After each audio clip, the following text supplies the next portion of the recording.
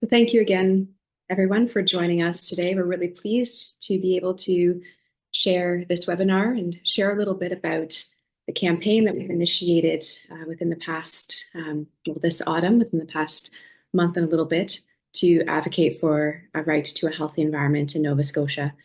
Really glad to have all of you here. And for those of you who are going to be listening afterwards to the recording, we hope that this is useful for you and that it helps you engage in advocacy that matters to you, so that we can all come together on an issue that matters a lot to all of us.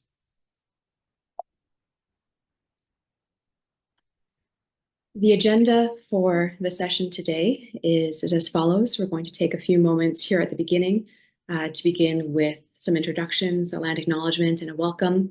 Then we're going to go into an overview of the environmental rights campaign that we began, along with the Model Bill of Environmental Rights and Responsibilities that accompanies that campaign. And then my colleague and I are going to take some time, each of us, to spotlight a few aspects of the Model Bill of Environmental Rights and Responsibilities that we developed as part of this campaign. And then in the last 20 minutes or so, we'll have questions and discussion and more time for a little bit more back and forth amongst all of those who are here with us on this call.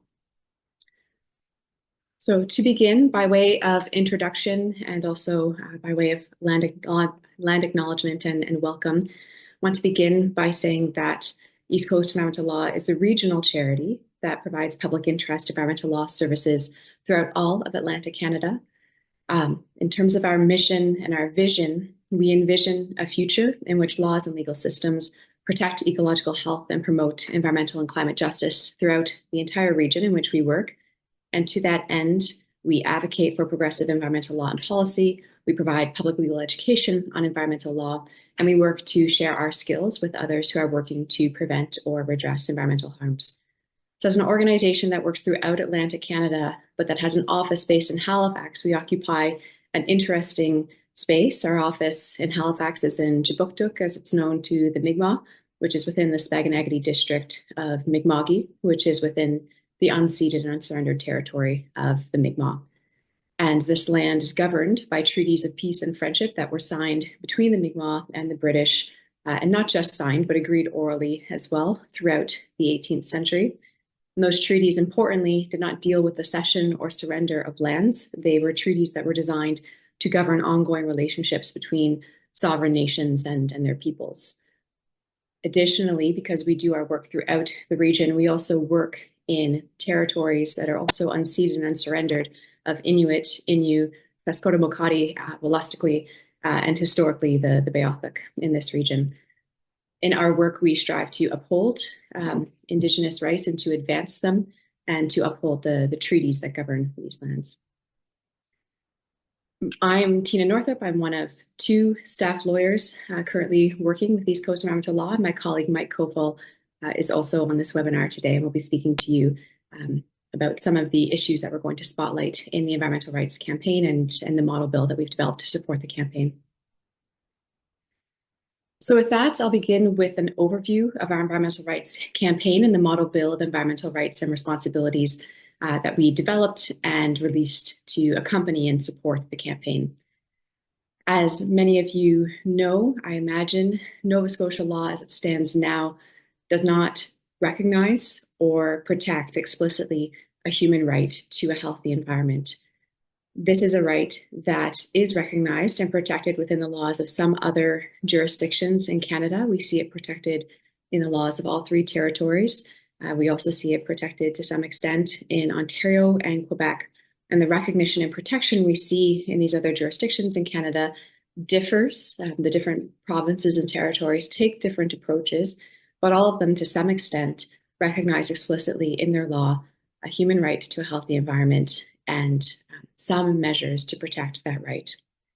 We also have seen recently, for the first time, federal recognition of this right through amendments to the Canadian Environmental Protection Act 1999, which is the federal act that deals with the regulation of toxic substances in Canada, and through that, a number of environmental harms and problems that the act is designed to avoid. So recognition of the right under that act has been an important step federally, but in and of itself, it does not make the differences that we want to see at the provincial level in Nova Scotia.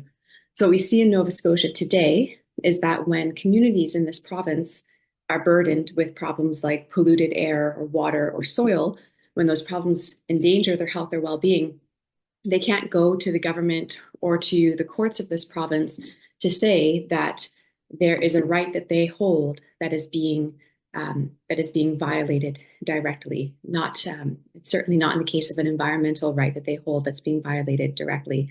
So this creates a number of problems, and I know some of you on the call have faced problems like this and have run up against the legal barriers that exist to advocating for change and advocating for resolution to these problems. We see that similar situations exist in the other three Atlantic Canadian provinces as well. So far, none of the provincial governments in Atlantic Canada has explicitly recognized and protected a right to a healthy environment through provincial law. So for that reason, East Coast environmental law has been facilitating and supporting environmental rights advocacy in Atlantic Canada for some time, for more than a decade now. And that work has taken different forms over the course of the years that our organization has been working on this issue. In Nova Scotia, from the period roughly 2015 to 2017, East Coast Environmental Law was facilitating a working group called the Nova Scotia Environmental Rights Working Group that included a number of environmental organizations and community group members from across the province who came together to discuss and develop a draft environmental bill of responsibilities for Nova Scotia. And that draft bill was released with a public launch in April 2017. And in many ways, it was an inspirational document that attempted to address issues in Nova Scotia that many communities had been seeing, including issues of environmental racism and broader forms of environmental injustice. And it came up with a number of ideas, drawing from examples elsewhere in Canada and from around the world for ways to address those problems.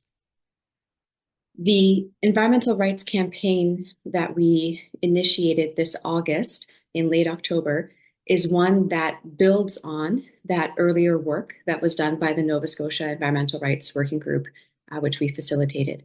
So that 2017 Bill of Environmental Rights and Responsibilities that was drafted at that time, we used that as our starting point for an updated and more, I would say, technically specific model bill of environmental rights and responsibilities that could form the basis for a new campaign. And I'll get into that in a little bit more detail in just a few moments, talking a little bit about the spirit of the 2017 bill and how that has been retained but updated to some extent in the new bill that we developed for this campaign.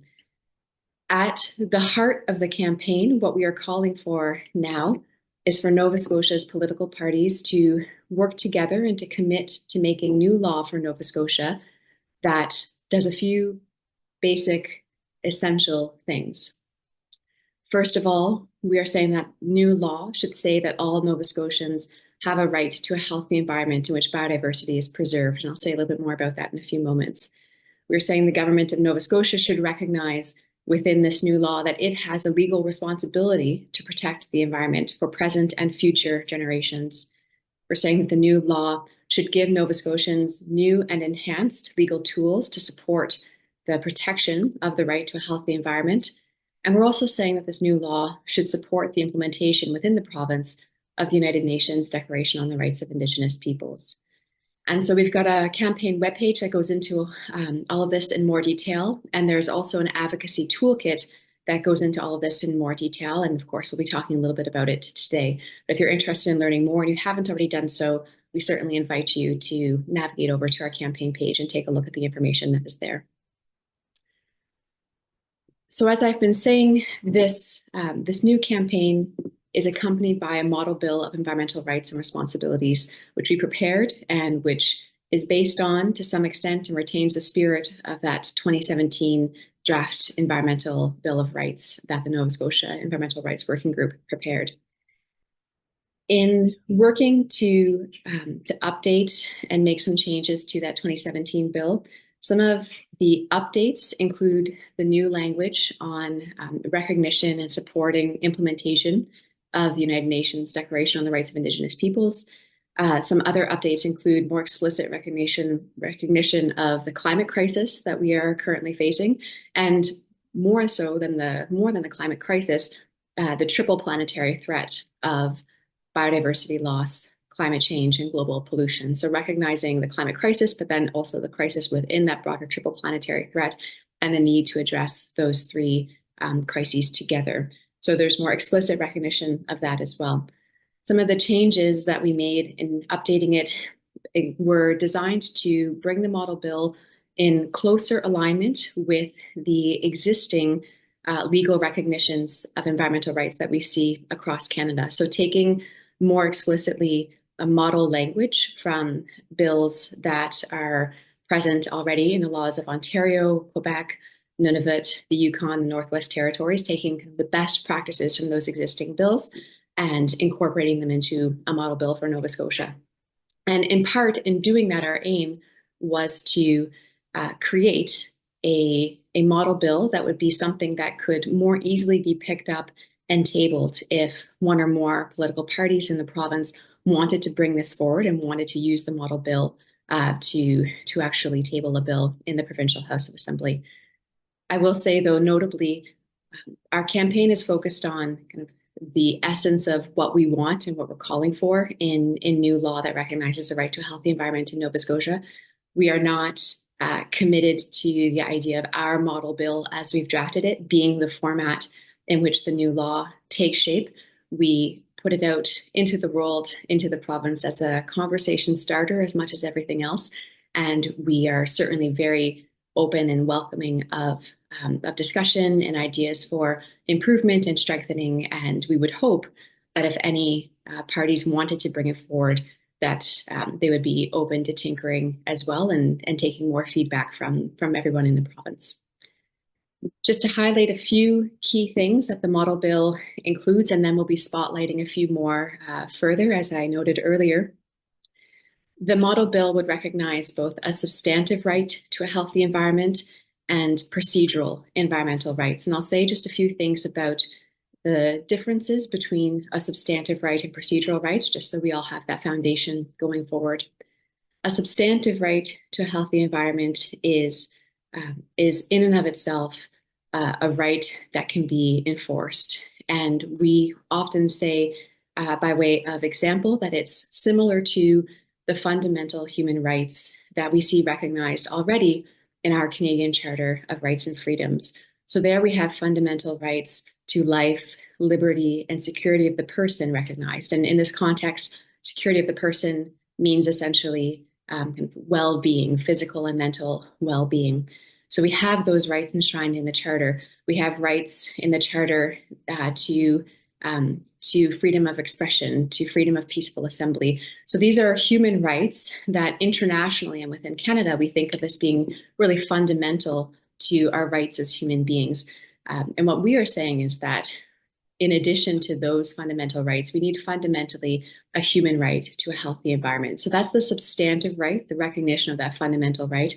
And then procedural environmental rights are all the things that support that right. So rights of access to information, participation in decision-making, ability, if necessary, to appeal or challenge decision-making if it violates rights, all those kinds of things. So the bill captures all of that, both the substantive right and procedural elements, and it seeks to enhance procedural rights that already exist in Nova Scotia, to improve them, and also to introduce some new rights that we think would be really positive contributions. And then just finally, before turning it over to my colleague Mike to start with the first spotlight presentations, I will say that within our Model Bill of Environmental Rights and Responsibilities, when we talk about a substantive right to a healthy environment, we actually use the language of a right to a healthy environment in which biodiversity is preserved. And for those who are looking at the model bill or the website and thinking about, why is it that we've chosen that language, I'll say that we took that language, or we drew from existing language that exists in Quebec's laws and in Quebec's Charter of Rights and Freedom. So there we see language that talks not only about a healthy environment, but explicitly a healthy environment in which biodiversity is preserved. And its attempt to really foreground and make clear that the environmental crises we're facing are crises that also include the crisis of biodiversity loss. And biodiversity loss is loss that affects human beings and our well-being and our the ability to sustain our lives on this planet fundamentally. So we wanted to highlight that a little bit as we went forward in our discussions about environmental rights. So with that, I think my colleague Mike is going to turn on his microphone and come in with a slide presentation. And Mike, I'm happy to move slides forward for you as you note. Yeah, thanks, Tina. All right, so let's dig right in and try to stay on track. So we're going to dig right into the first spotlight, which is on the public trust. And so the public trust is entrenched into our model bill, beginning right at the purpose section near the very top. And so our model bill affirms that the government of Nova Scotia has a public trust duty, which includes protecting, preserving, and where reasonable, restoring the environment within its jurisdiction, and to do those things for present and future generations. And so the concept of a public trust comes from a very old doctrine passed down through the common law, and it's also found in civil law systems, called the public trust doctrine. And I'll explain a little bit more about that and why it's important in our model bill. But just quickly, I want to highlight and go just back to the previous slide there for a second, Tina. I want to highlight a few aspects and some of the language that's present in this idea of a public trust duty. And you can see some of these aspects are found in the definition in section 4 of the model bill. So one of the important aspects is that the duty is imposed to protect collective interests. And so those collective interests are the interests of the public in the environment, and particularly the quality of the environment. And so the beneficiaries of that trust then are both present and future generations. There's also a potentially positive duty associated with that trust. So for example, inherent in the words protecting and preserving and particularly restoring, there's potential for positive action from the government. And so that could mean taking actions or making decisions based on the duty that could conflict with private or individual interests. It's also worth noting that some other jurisdictions in Canada have already incorporated the public trust into legislation, and we've drawn on those examples in our model bill. And so, for example, the example that I have here is actually reflected in Section 8 of our model bill, and is from the Yukon's Environment Act. And so ultimately then, the public trust is actually a very key part of the model bill and meant to support a substantive right to an environment, as well as set out some of the associated government responsibilities with that trust. Move on to the next slide. So as I've mentioned, the public trust doctrine is actually quite old, dating back or going back to Roman law. And as it was originally articulated, not in English, but there was a recognition that some aspects of nature, of the environment, are so fundamental that they're common to everyone, to mankind. And so those aspects of the environment included air, running water, the sea, and the shores of the sea. And so the modern version of the public trust doctrine is actually quite well established in American law. And so in the United States, the doctrine is governed by each state individually, and in some states it's actually part of their constitution. And in American law, the public trust doctrine is what we call sui generis, which means it's of a kind of its own, or it's relatively unique, and it stands out as a legal concept. And it's been used for a very long time to protect traditional interests associated with those aspects of environment, for example, rights to navigation and rights to fishing. But it has also been used more recently in states like Hawaii as the basis to protect other common interests, and particularly preservation of the environment.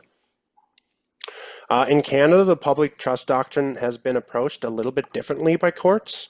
And so it's been viewed through a more classic trust law lens, and that's where we have that language I noted earlier around trustee and beneficiaries. And so the government, as the trustee, has a core duty to protect the trust, so in this case, commonly held interests in the environment, and a responsibility to act in the best interests of the beneficiary, again, the public, and we call this a fiduciary duty. Now, Canadian courts have been relatively resistant to broad application because a classic trust requires certainty of certain aspects of the trust. So, for example, there has to be clear intention to create the trust, there has to be a clearly defined property or interest, and there has to be some certainty of the beneficiaries. And we've addressed some of these concerns in aspects of the bill. And so ultimately, Canadian courts have not recognized a substantive responsibility to take action, the positive action to protect the environment, but Canadian courts have left the door open for governments to take action at their discretion to protect the environment for the public interest. And so there's been a continued movement to have the public trust doctrine recognized in the common law, particularly in recent climate change litigation, where the focus has been very much on the need to recognize that we all depend on a livable climate, and therefore that is a common interest of mankind. And so what our bill would do is ingrain that in statute. So we're not relying on courts to have that interest, but creating it in statute. So that's the first spotlight, but I think I have the next spotlight as well. So I'm going to go right on to the next spotlight, which is restorative justice. And so in our model bill, one of the things we've done, as Tina noted, is to create provisions that support and promote the use of restorative justice, and particularly to resolve environmental disputes and deal with environmental harm. And you're probably, or maybe not familiar with what restorative justice means. And so as we've defined it in the model bill, it's really a relational approach to justice. And so it's a different way of approaching and addressing harm, including environmental harm, than other approaches. So for example, the classic settler criminal justice system approach. The relational approach recognizes that wrongdoing or harm violate relationships with people and communities, and also relationships with the environment, that everyone is impacted by that wrongdoing or harm, and that various people have a role or responsibility to address the wrongdoing harm and be involved in that process. And so restorative justice as an approach has been used all around the world and is quite inspired by Indigenous practices all around the world. So for example, in Nova Scotia, restorative justice, both formal and informal versions of that, are very much inspired by Mi'kmaq practices. The approach itself, restorative justice, really requires a person that's caused harm to take responsibility for that harm, and for participants, including people who have been harmed directly and a broader community, to come together on a voluntary basis to address the harm. And so while it's traditionally been very much focused on sort of criminal offenses, so for example, theft or robbery or those sorts of things, it has been increasingly used around the world and in Nova Scotia to address environmental harms. Now, restorative justice can look very different in different circumstances, but that flexibility is actually really important because it encourages and supports a relationship-focused and a relationship-building process. Now, in Nova Scotia, we do have a formal restorative justice program that's authorized by the Attorney General for Nova Scotia. And in that program, someone who's caused a harm that is also a regulatory offense can actually be referred to the program, and it's considered an alternative measure. And that referral to the program can be made for anyone aged 12 and older. It can also be made, the referral can be made for a company or an incorporated body or entity. And it can be made before or after a formal charge is laid, or even as part of a sentencing process. However, that is not the only way that restorative justice can be or is done in Nova Scotia, and there's all kinds of different ways that it can be done. That's just one example. And it can be used very informally or very formally as part of a program. Ideally, or the key piece of that that process is the relational aspect. And so, for example, I have some diagrams here of providing just an example of a restorative justice process. And again, this can take many different forms. The heavy lifting of a restorative justice process is really in the early stages of planning and preparation. So a person who's caused harm takes responsibility for that.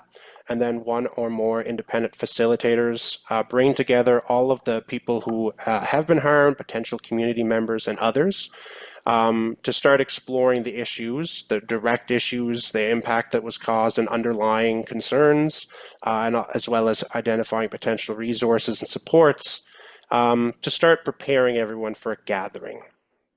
The second kind of general step is what we call a circle, or it's often referred to as a circle. It doesn't actually have to be a circle, and it can also be a number of circles. It doesn't have to be just one single meeting. Sometimes these circles are referred to as healing circles. In the Nova Scotia Restorative Justice Program, they're called Restorative Justice Conferences. And they can also be things like sentencing circles. And so really the possibilities are quite flexible, and there's lots of different ways to approach a restorative justice process like that. And really the objective then from a circle or a gathering is to discuss the harm together and find a collaborative path forward to repairing the harm and restoring those relationships that were harmed or broken. And then finally, the last aspect or the last piece of a restorative justice process would be to actually implement solutions. And so this involves continued engagement with the person that's caused harm to make sure they're held accountable, but also supported so that the action and the outcomes can be achieved. That's the end of my spotlight for now. Turn it back over to Tina. Thanks, Mike.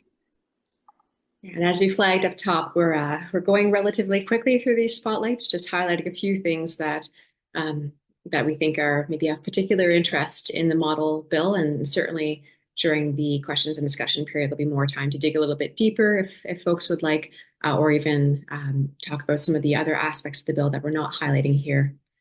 So I'm going to begin by doing another spotlight, and this one on the way that we've talked about the United Nations Declaration on the Rights of Indigenous Peoples within the model bill.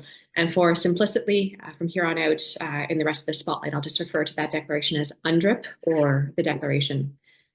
So as I'm sure many, if not all of you know by now, UNDRIP is an international human rights instrument, and it affirms the rights of Indigenous peoples across the globe. The United Nations declared, established the declaration in 2007, and it wasn't until 2016 that Canada endorsed it unequivocally. So many of you may remember that there was quite a long period of time where Canada was showing quite a lot of hesitation around unequivocal endorsement of the declaration and the rights affirmed within it. I think important to understand that UNDRIP is considered to be, in many ways, a minimum standards document. And so as a minimum standards document, it is hugely important. And the rights that it affirms are hugely important in terms of recognition of Indigenous rights internationally. But in and of themselves, they really are minimum standards for Indigenous peoples to be able to enjoy human rights in a meaningful and proper way across the globe. We hear a lot of conversation in our work, or a lot of comments about UNDRIP being too much for Indigenous peoples, that the rights recognized within it are rights kind of above and beyond what ought to be recognized. And I think it's really important for members of the public to understand that these are really minimum standards for Indigenous peoples to be able to exercise fundamental human rights that are applicable to individuals around the world, but then also to exercise human rights that are applicable to Indigenous peoples as peoples. So in many ways, it's a unique international human rights document because it recognizes human rights that Indigenous peoples enjoy as Indigenous peoples, but it is also in many ways reflecting and affirming human rights that peoples around, individual people around the world enjoy independently. So a really important document, and one that the government of Canada has committed to implementing federally by making a commitment to ensure that federal laws apply and are accord with and align with the declaration. That is a really important step for Canada to have taken, and it will be really important as Canada moves forward to ensuring federal laws comply. But there is also work to be done in ensuring that provincial laws comply with the declaration. And given Canada's legal system, in which we have federal law and provincial law, all of which is Crown law that impacts Indigenous peoples in this country, it is really important to see provinces taking the step forward to commit to governing in accordance with UNDRIP and the rights that it affirms. So we have not yet seen in Nova Scotia any commitment to that effect by the provincial government here. And this is one of the reasons why our model bill attempts to push that forward a little bit by incorporating references to UNDRIP explicitly and talking about the ways in which UNDRIP is really important to recognizing the right to a healthy environment as it would be, as it would impact Indigenous peoples in the province and the exercise of protected Indigenous rights, including rights like Aboriginal rights and treaty rights that are already protected by Canada's Constitution to some extent. So just briefly, these are just a couple of examples of things that our model bill says about UNDRIP and the rights affirmed within it. But the preamble to the bill, which is a kind of big picture, here's everything that inspires what we're doing in this bill kind of section, it talks in more than one passage about UNDRIP and the way that it sets out minimum standards for the survival, dignity, and well-being of Indigenous peoples. And then the purpose section of the Act has also an explicit articulation of purposes related to UNDRIP and UNDRIP implementation and the way that that would affect work to conserve and protect the environment, and particularly the territories that are traditional Mi'kmaq territories within the province and governed to some extent by Mi'kmaq, and the way that that would also push forward and kind of progress our collective understanding of what are the territories of the Mi'kmaq and the areas over which Mi'kmaq have governance rights. So there's a lot to potentially accomplish when it comes to UNDRIP. Importantly, what we've envisioned in the bill is just a piece of what would need to be accomplished. The bill is obviously focused on the right to a healthy environment and protecting that right and thinking about the ways in which that right would be kind of felt and implemented throughout the province. So there's a whole lot else in UNDRIP that doesn't come within the scope of the model bill that we've created. So this is part of one piece of us saying to the government of Nova Scotia, it's time to be moving forward and thinking about implementing UNDRIP across the whole. The last two pieces that we want to spotlight, and we'll spotlight them together, are sections within the model bill that provide whistleblower protections and protection of expression on matters of public interest. So just briefly here to save some time for questions and discussion, whistleblower protections are protections that are designed primarily to protect employees who speak out against environmental harms that are risked or caused by employers for whom they're working. So this could be industry employees working in various different industries that have environmental impacts. It could also be employees working for government who are thinking about the ways in which governance is potentially leading to environmental harm.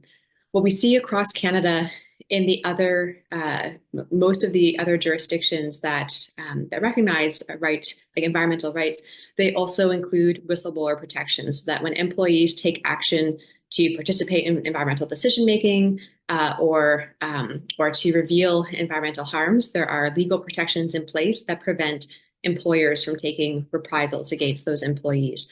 So we wanted to draw on those existing protections that exist in other provinces and territories in Canada and include them in our model bill so that employees in the province would have a greater sense of agency and protection if they wanted to share information about environmental harm that is happening or that is threatening to happen.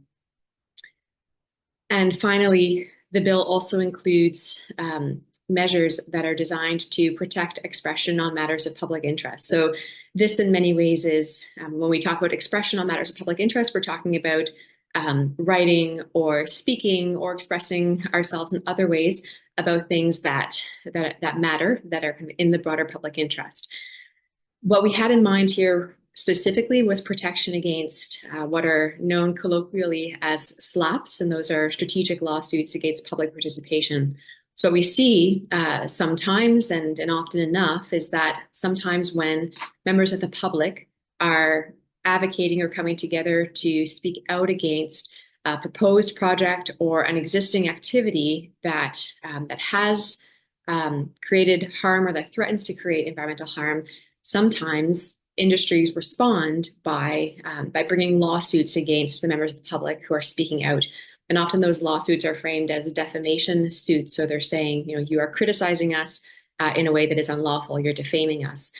Typically, when the lawsuits that we think of as SLAPP suits, when those lawsuits come forward, there's very little merit to them from a strictly legal perspective, but merit isn't really the point. The point is to intimidate people by taking legal action against them and making them more fearful of expressing themselves publicly. And so we see that some other jurisdictions in Canada and around the world have been developing laws to protect members of the public from lawsuits like this that are designed to intimidate them and deter their expression on matters of public interest.